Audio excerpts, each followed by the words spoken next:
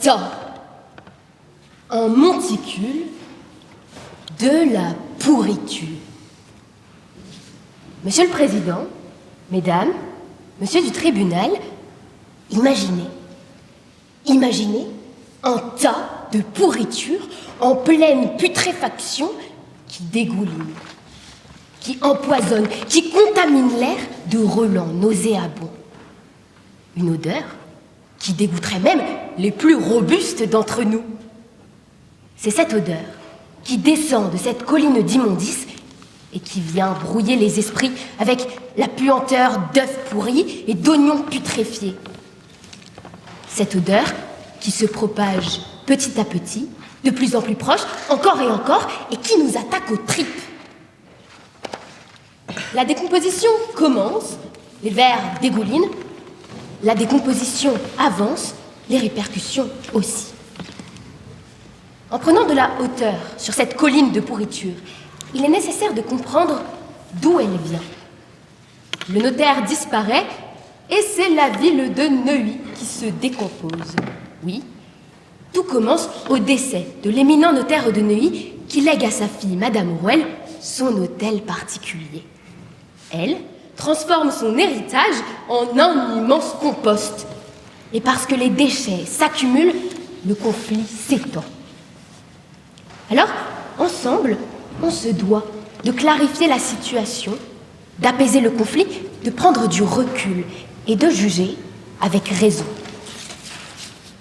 D'un côté, il y a l'intérêt de Madame Rouelle. De l'autre côté, l'intérêt de l'association Neuilly-aux-Neuillens qui a le droit de s'opposer à ce compost. À Neuilly, Madame Rouelle est propriétaire. Comme tout propriétaire, elle a le droit de jouir et disposer des choses de la manière la plus absolue, pourvu qu'elle n'en fasse pas un usage prohibé par les lois ou règlements, comme l'énonce l'article 544 du Code civil. La jurisprudence de la Cour de cassation limite son usage absolu par les troubles anormaux de voisinage, c'est-à-dire les dommages causés aux voisins lorsqu'ils excèdent les inconvénients ordinaires de voisinage. Oui, nous avons tous besoin d'un espace où l'on se sent bien. Nous avons besoin d'un lieu à soi, d'un petit chez-soi. Madame Rouelle pouvait profiter de chez elle avec ses convictions, ses envies, ses ambitions. Elle pouvait disposer de chez elle, et même en contradiction avec l'héritage de son père. Elle était libre. Elle pouvait faire ce qu'elle voulait, mais dans les limites du respect de la propriété des autres, de la communauté de voisinage, de tous ses voisins, quels qu'ils soient. Mais ce n'est pas ce qu'elle a fait. Ce n'est pas ce qu'elle a fait, non. Elle est révoltée contre tout ce que son père lui a inculqué de force et qui allait à l'encontre de ses convictions. Elle l'exprime à travers ce compost, à travers ses odeurs. Parce que c'est une révolte qu'elle mène. Sa propriété, son jardin, elle veut les transformer en ZAD, en zone à défendre son style de vie qui avait été attaqué si souvent par son père, par Neuilly. C'est parce qu'elle en fait la publicité sur les lampadaires de la ville, sur chaque boulevard, chaque recoin, chaque rond-point, qu'elle a logiquement, naturellement, inévitablement été victime de son succès. Bien évidemment, Monsieur le Président, Mesdames, Monsieur du tribunal. Elle a le droit d'avoir son compost et les riverains étaient même d'accord, enthousiastes, ils la soutenaient. Ce qui lui est demandé, la seule limite qui lui est imposée, c'est de le faire de manière modérée, sans empiéter sur la quiétude des autres riverains. Elle ne devait pas causer de troubles. Mais son compost trop nourri a gonflé avec excès. Au-dessus de sa propriété, il imprègne les murs voisins de son odeur et dépasse la loi. Qu'on le veuille ou non, son compost, son style de vie, son odeur, elle l'impose à ses voisins. Elle vient les troubler. Monsieur le Président, Mesdames, Monsieur du tribunal, on ne peut pas imposer du jus d'ordure au jus social de Neuilly. L'association Neuilly-aux-Neuillens peut défendre dans ce tribunal ses intérêts parce que son objet est de conserver dans son jus social la commune en évitant l'émission de cultures externes. Le jus social de Neuilly, c'est l'essence de son identité. C'est la manière avec laquelle le lien social se construit. C'est tout ce qui fonde la communauté de voisinage. Pour eux, c'est la courtoisie, la bienséance, les convenances, pour une ville tranquille. Mais tout n'est pas le bienvenu à Neuilly. Ce n'est pas l'engagement social, écologique qui rassemble les Neuilliens. Il est vrai, Monsieur le Président, Mesdames, Messieurs du tribunal, que ce jus social est discutable. Il est critiquable. Mais leur manière de préserver leurs liens, c'est l'entre-soi.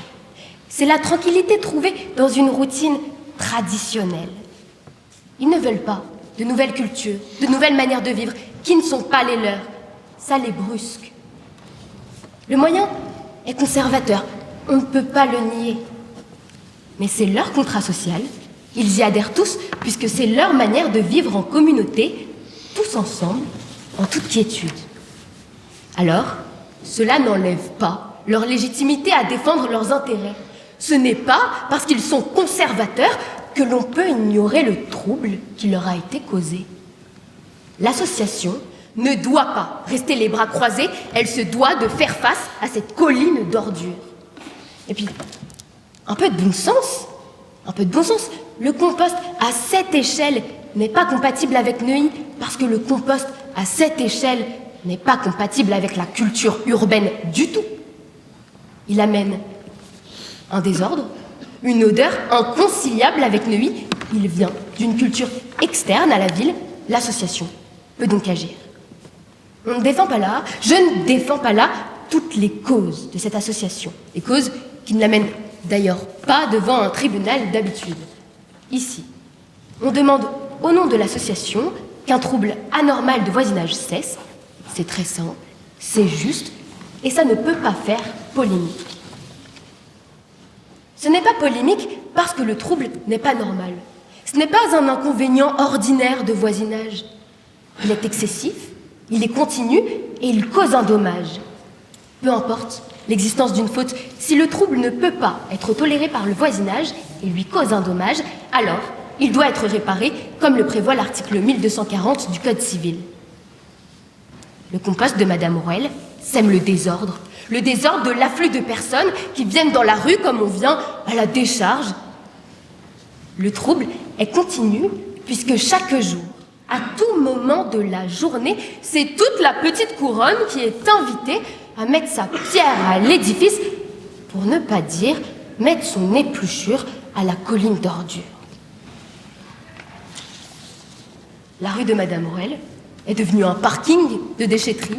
Les voitures à peine garées, les coffres ouverts pleins d'ordures, prêts à être jetés dans son jardin, prêts à empester l'air des voisins.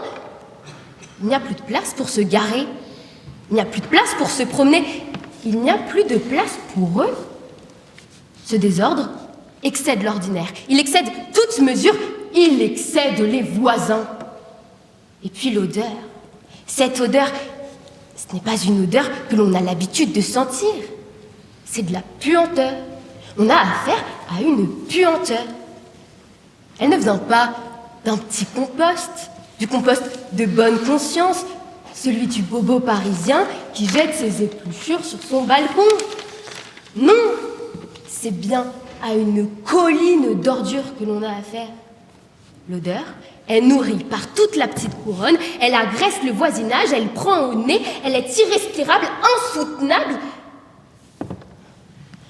On parle bien d'une odeur comparable à un corps organique en état de décomposition avancée.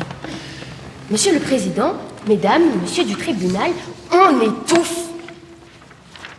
Cette odeur, cette horreur pèse comme un couvercle sur leurs esprits. Ce trouble anormal cause un dommage. Le désordre qu'il amène, l'odeur qu'il produit sont un double préjudice pour les voisins de Madame Rouelle.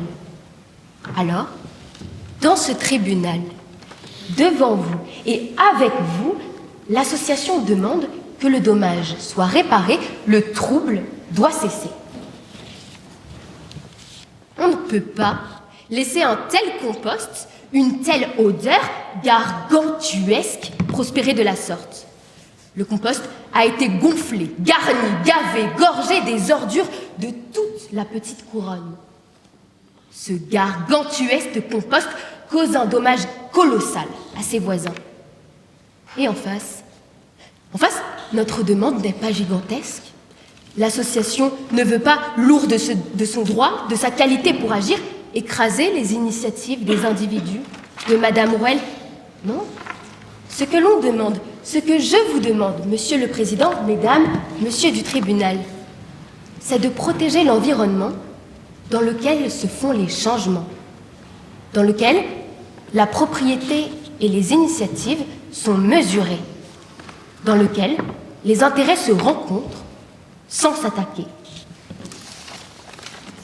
Monsieur le Président, Mesdames, Monsieur du Tribunal, nous demandons que le trouble cesse et que la réparation du dommage subi soit mise en place par toute disposition nécessaire à la disparition de l'odeur affectant les voisins, ainsi qu'à la limite de l'activité du compost de Madame Rouelle à un usage strictement personnel. Par ailleurs, au titre des frais exposés et non compris dans les dépenses de ce procès, je vous demande de condamner Madame Rouelle à indemniser l'association d'une somme qui ne saurait être inférieure à 3 000 € au titre de l'article 700 du Code de procédure civile.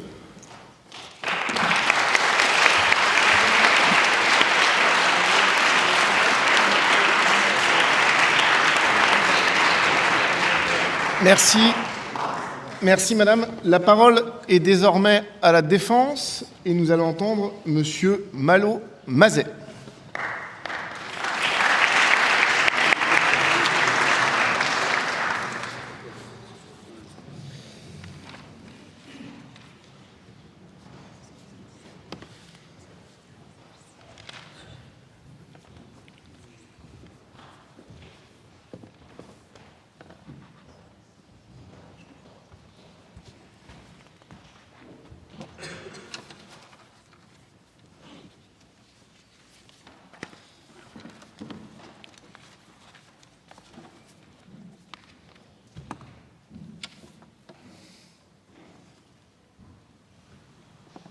Auteuil-Neuilly-Passy, Thalès en ghetto.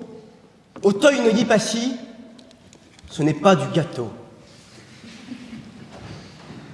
Madame Vanessa Rouelle a eu envie de révolte, de crier zut, de crier flûte. Pour exprimer cette rage bouillonnante, provocation ultime, elle installe un compost à Neuilly. Le compost neuilléen était la Caribe du boulevard d'Inkermann, la Scylla du boulevard d'Argenson. Il était cette barricade anti-conservateur, ce cheval de Troie par laquelle la gauche et l'écologie avaient infiltré Neuilly. Le compost était monstrueux. Il barrait d'un angle à l'autre la vaste embouchure de l'ancien jardin à la française, haché, raviné, crénelé d'une immense déchirure, contrebuté de monceaux de déchets biodégradables, qui étaient eux-mêmes des bastions. Comment était bâtie cette forteresse? Sisyphe avait jeté là son rocher et Vanessa son reste de navet. La furie du flot était empreinte sur cet encombrement difforme. Quel flot? La foule de toute la petite couronne parisienne venant entretenir le temple biodégradable. Il y avait du cloaque dans cette redoute et quelque chose d'olympien dans cet encombrement difforme. On y voyait dans un pêle-mêle des racines de poireaux, des pédoncules de choux-fleurs attendant de servir de munitions, des courges et autres cucurbitacées, un sang dessus-dessous hurlant.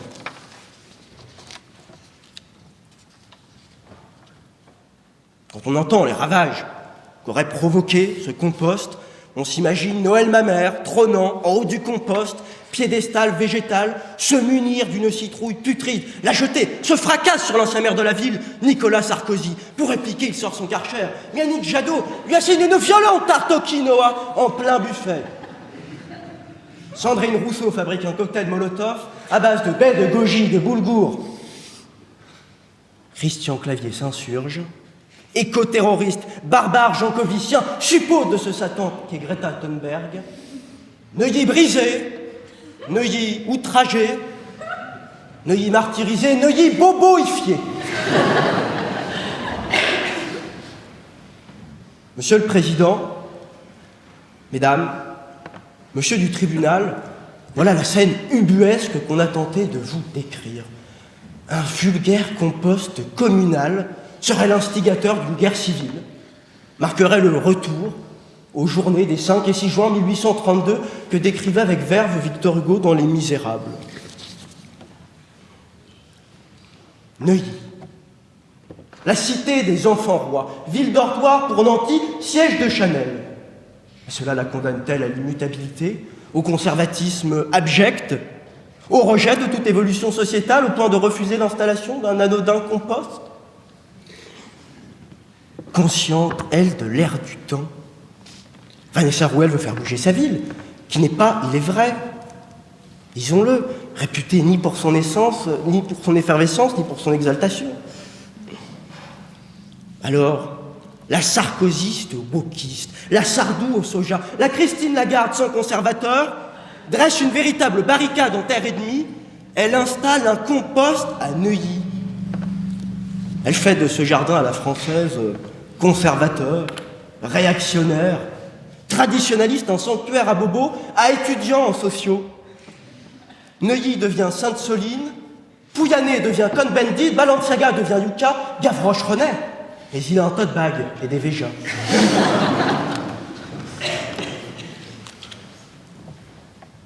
Dénoncer un trouble du voisinage est osé.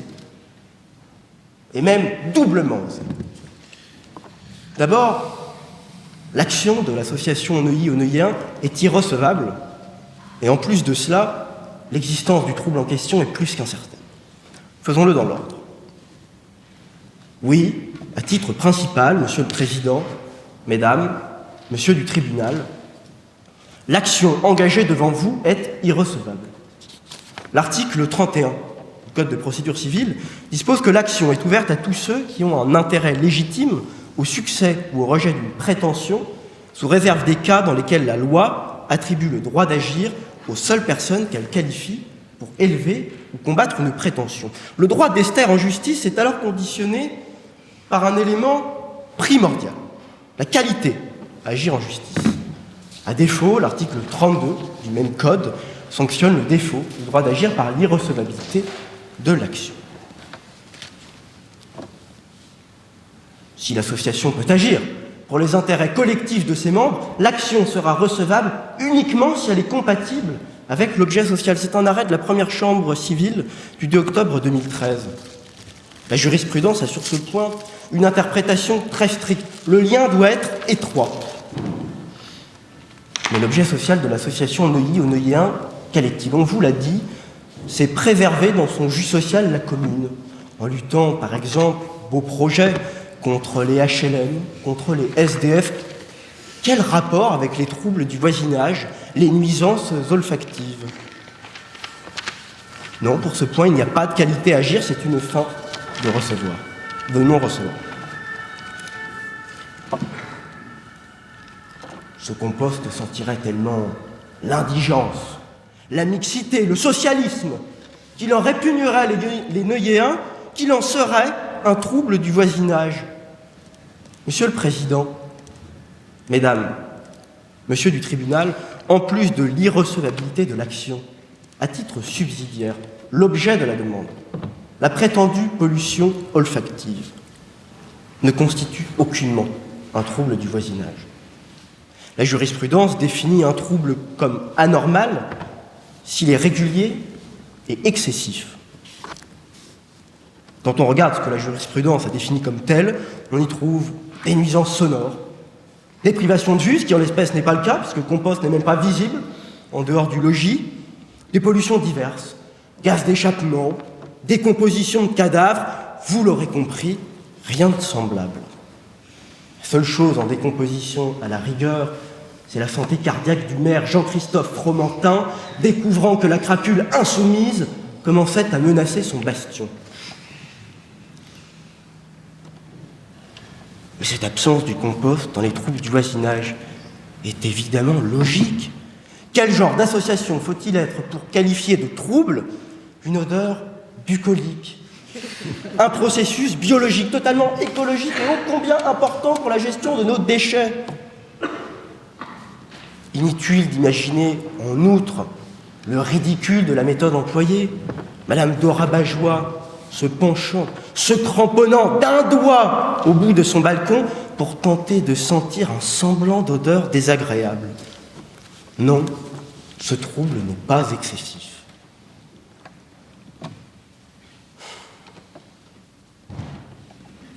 Derrière ce trouble du voisinage se cache en réalité, je le pense profondément, une jalousie putride.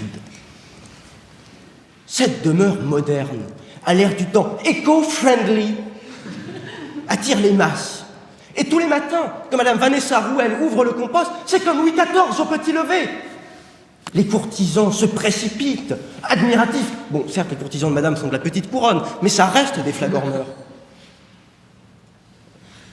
Oui, du haut de ce piédestal, de ce roc, de ce pic, de ce cap, de cette péninsule, faite de butternuts, de courges cireuses, de cerfeuils tubéreux, elle est véritablement Cérès, déesse des plantes. Madame Dora Bajois, présidente de l'association Neuilly aux Neuilléens, est jalouse, oui, jalouse de voir Vanessa Rouel triompher de la sorte, de la voir s'attirer les foules, les foudres et les fenouilles. On l'aurait même entendu dire « Je consens à devenir borgne pourvu que ma voisine perde les deux yeux ». Que voulez-vous, le voisin est un animal nuisible vivant assez proche de l'homme.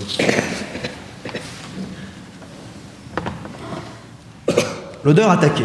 Monsieur le Président, Mesdames, Monsieur du tribunal, qu'est-ce ? Dans ce compost, tout se mélange. Les restes de surgelés picards comme les restes de caviar s'y dégage une belle odeur de diversité, de mixité. Cette odeur, ce parfum, cette fragrance, c'est la France.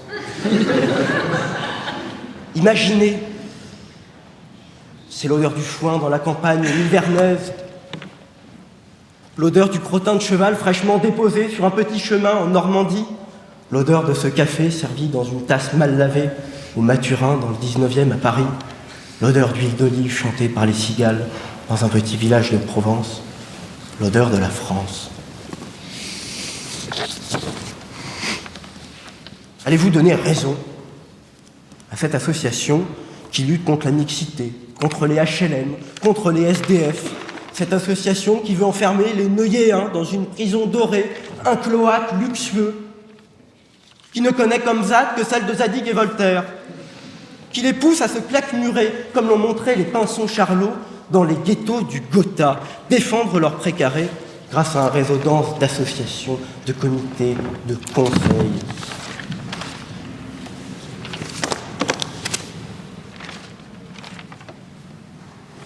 Au-delà de ce compost, vous songerez à cet ignoble classisme, à tous les rejetés de cette ville, à tous ceux dont Madame Dora Bajois s'assure au quotidien de l'exclusion. Eux, les naufragés, dont la flamme de l'aurore caresse le visage. Eux, les rejetés. Eux, les effacés par les nantis pressés, guindés, dédaigneux et orgueilleux. L'indifférence se faufile entre les ombres, rend aveugle et sourd le passant insouciant. Alors il se couche, abandonné au sommeil, ultime mirage. Le vent glacé, le vent qui fuit, le vent qui court sur l'avenue Sainte-Foy de Neuilly, emporté avec la nuit dans la rue, ignobles voyeuses, leurs âmes à jamais inconnues. Morts de mépris, morts d'indifférence, morts de ce rejet. Allez-vous donner raison à cette association ? Monsieur le Président, Mesdames, Monsieur du tribunal, pour toutes ces raisons, je vous demande à titre principal de déclarer la demande de l'association Neuilly aux Neuilléens irrecevable et à titre subsidiaire de rejeter cette demande au fond, le trouble anormal n'étant pas constitué. Je vous demande enfin, pour les frais de justice vainement engagés, la condamnation de l'association au titre de l'article 700 du Code de procédure civile à la somme de 3 000 € et aux dépens.